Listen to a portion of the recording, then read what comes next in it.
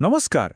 भारतर शिक्षा व्यवस्था को नहीं एक बहुत बड़ खबर सामना को आसी केंद्रीय बजेट रे एक विशाल योजना घोषणा करा जाइछि जहा हेउछि आसंता 5 वर्ष भितरे 50,000 नुआ अटल टिंकरिंग लैब तैयारी करा जिवो। आउ एहा केवल एक संख्या नुहे बरং एहा आम छात्र छात्री मानकर पढ़िबा एवं शिखिबार तरीका को संपूर्ण बदलाई देबार एक प्रयास। हेले एत्ते बड़ योजनार आवश्यकता हठात काहींकी पड़िला? एहार कारण हेउछि सेही गोटिए गंभीर प्रश्न जहा आम समस्तंक मनरे उंकी मारे। भारतरे एते पाठ पढ़िथिबा युवक युवती बेकार काहींकी? सतरे एहा एक एपरी समस्या जहा आम शिक्षा व्यवस्थार मूलदुआपु ही दहलाई देउछि। आउ एहार उत्तर आमको मिलुछि 2024 रो इंडिया बेकारी रिपोर्टरू।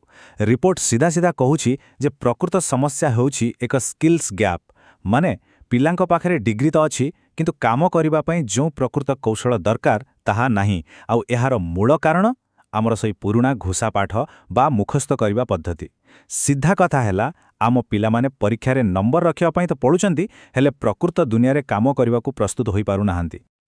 तेबे समस्या तो जणा पड़गला, हेले समाधान कौन? आउ सेइठी एंट्री हेउछि अटल टिंकरिंग लैब रो, जहा को आमे मन पई एक खेल पड़िया बोली कहि परिबा। चलंतु आ विषय आउ टिके भल भाबरे जानिबा।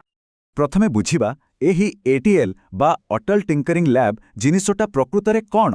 भाबि नियंतु एहा स्कूल भितरे थिबा एमिति गोटे जागा जोंठी षष्ठ रो द्वादश श्रेणीर पिला माने निज मनर आइडिया को नहीं निज हातरे किछि नुआ जिनिस तैयारी करि परिबे। केवल बही पढ़ा नुहे बरं करिकि शिखिबा हेउछि एहार मूल मंत्र। एहाकु आमे गोटे प्रकारर आविष्कारर खेलघर बोली मध्य कहि परिबा। हेले एसबु करिवार उद्देश्य कौन? देखंतु, एही लैब गुड़िकर लक्ष्य केवल बही पाठरे सीमित नुहे। एहार उद्देश्य होछि पिलामानंक भितरे 21 शताब्दीर जरूरी कौशल तैयारी करिबा, जेमिति कि जानिबार आग्रह, नुआ भाबिबार शक्ति आउ निज कल्पना को वास्तव रूप देबा। एहाकु ही कुहा जाए डिजाइन माइंडसेट। एबे आसंतु देखिबा सरकारंकर योजनाटी केते बड़। आउ एहा कोनोसी छोटो मोटो योजना नुहे। एहा हेउछि लक्ष्यर एक 400% विशाल लंफ। 50,000? हाँ, ठीक सुनिले। आसंता 5 वर्ष भितरे सरकारंकर लक्ष्य हेउछि 50,000 एटीएल स्थापन करिबा। ठीक भाबंतु तो, यह केवल किछि नुआ लैब खोलिबा कथा नुहे। यह देशर लक्ष लक्ष पिलांक पई पाठ पढ़ार पूरा तरीका बदलाई देबार एक बहुत बड़ प्रयास। एई वृद्धि केते बड़ ताहा एही चार्ट को देखिले स्पष्ट होई जिवो। देखंतु, एबे आम देशरे प्राय 10,000 एटीएल अछि। आउ एबे लक्ष्य केते? सीधा 5 गुण माने 50,000। ये तो कोनोसी छोटो पाद नुहे, यह एक विशाल छलांग। आसंतु एई यात्रा को टिके पछुरु देखिबा। एहार आरंभ होइथिला 2016 रे, जेतेबेले अटल इनोवेशन मिशन बा एम लॉन्च हैला। देखु देखु 2025 सुधा देशर 722 जिल्ला रे 10,000 लैब्स तैयारी होई सारिछि। और एबे आगो को देखंतु 2030 सुधा एई संख्या म सीधा 50,000 को नेबार एक विशाल लक्ष्य रखा जाइछि। ठीक अछि, एते सबु तो जानिले, किंतु प्रश्न हेउछि एही लैब गुरिक प्रकृति रे काम केमिति करे? एहा पछरे थिबा सिस्टम कोन? चलंतु बुझिबा। एहार काम करिवार तरीका बहुत मजादार। एहा 5टी स्टेप रे काम करे। प्रथमे स्कूल चयन करा जाए, तापरे लैब स्थापन करा जाए, तापरे स्कूल को सक्षम करा जाए, परे कामर मूल्यांकन हुए, और शेषरे भल काम पई उत्सव पालन करा जाए। और सबुठु भल कथा हेउछि एथिरे सरकार एवं प्राइवेट पार्टनर माने मिसिकी काम करंती। आउ पैसा कथा सरकार एथिपाई मध्य व्यवस्था करिछंती। मुख्यतः 2 प्रकारर फंडिंग मॉडल अछि। गोटिए हेला स्टैंडर्ड मॉडल, जोंथिरे लैब तैयारी करिबा पई 10 लाख आउ 5 वर्ष चलाइबा पई आउ 10 लाख, मोट उपरे 20 लाख टंकार ग्रांट मिले। आउ गोटिए अछि एजाइल मॉडल, जोंथिरे टिके कम माने 10 लाख टंकार ग्रांट मिली थाए। आपण भाबुथिबे एई लैब भितरे आउ कोन थाए? ताले सुनंतु, एठी थाए 3D प्रिंटर, रोबोटिक्स किट आउ इंटरनेट ऑफ थिंग्स बा आईओटी डिवाइस भली आधुनिक जिनिसा, माने जेउ सबु जिनिस इंटरनेट सह कनेक्ट होई पारे। एया छड़ा विभिन्न प्रकारर सेंसर्स आउ डू इट योरसेल्फ किट्स भी थाए। सत कहिबाकू गले पिलामानंकु भविष्यतर टेक्नोलोजी सह खेलिबार आउ शिखिबार एक जबरदस्त सुजोग मिले। हेले सबु योजना जेमिति सुनिबाकू भल लागे, वास्तवरे सेते सहज नुहा।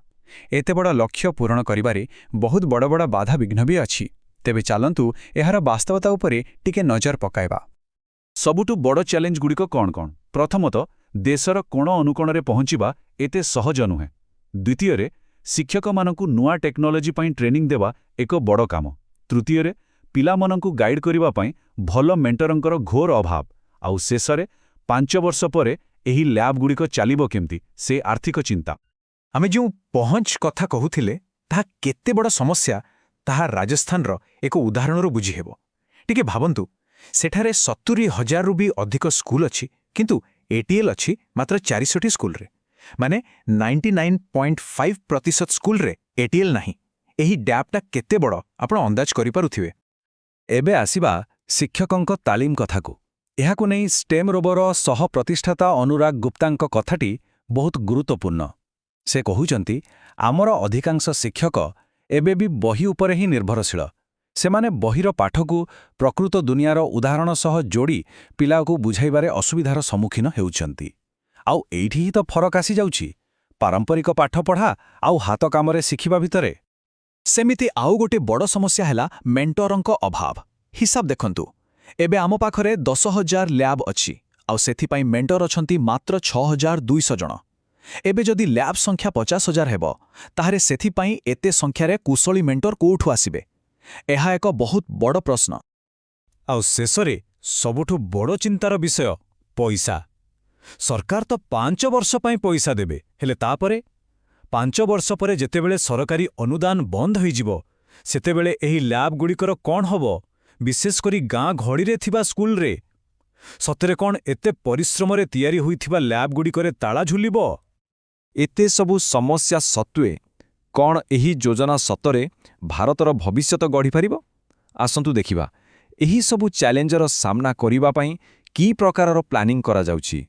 ସମାଧାନ ପାଇଁ ସରକାର ଏକ 3 ଷ୍ଟେପ୍ ଫର୍ମୁଲା ଆପଣାଇଛନ୍ତି। ଷ୍ଟେପ୍ 1, ଯେଉଁ ସ୍କୁଲଗୁଡ଼ିକରେ ଆଗରୁ ଭଲ ଭିତ୍ତିଭୂମି ଅଛି, ଯେମିତିକି PM-ଶ୍ରୀ ସ୍କୁଲ, କେନ୍ଦ୍ରୀୟ ବିଦ୍ୟାଳୟ ବା ନବୋଦୟ, ସେଗୁଡ଼ିକୁ ପ୍ରଥମେ ଟାର୍ଗେଟ୍ କରାଯିବ। ଷ୍ଟେପ୍ 2, ଏହି ଭଲ ସ୍କୁଲଗୁଡ଼ିକୁ ଏଟିଏଲ୍ ହବ୍ ବନାଯିବ, ଯାହାଦ୍ୱାରା ଆଖପାଖର ଛୋଟ ସ୍କୁଲଗୁଡ଼ିକ ମଧ୍ୟ ଏହାର ଫାଇଦା ଉଠାଇପାରିବେ। ଆଉ ଷ୍ଟେପ୍ 3, ଶିକ୍ଷକମାନଙ୍କୁ ଟ୍ରେନିଂ ଦେବା ପାଇଁ ଅନବକ୍ସ ଟିଙ୍କରିଂ ଭଳି ୱାର୍କସପ୍କୁ ଆହୁରି ଜୋରଦାର କରାଯିବ। ତେବେ ଶେଷରେ ସେ ଗୋଟିଏ ବଡ଼ ପ୍ରଶ୍ନ ଆସି ପହଞ୍ଚୁଛି, କ'ଣ ଏହି ନିଜ ହାତରେ କରି ଶିଖିବାର ସଂସ୍କୃତି ଆମ ପିଢ଼ି ପିଢ଼ି ଧରି ଚାଲି ଆସୁଥିବା ଘୋଷାପାଠ ବା ବହି ଆଧାରିତ ଶିକ୍ଷାକୁ ହରାଇ ପାରିବ?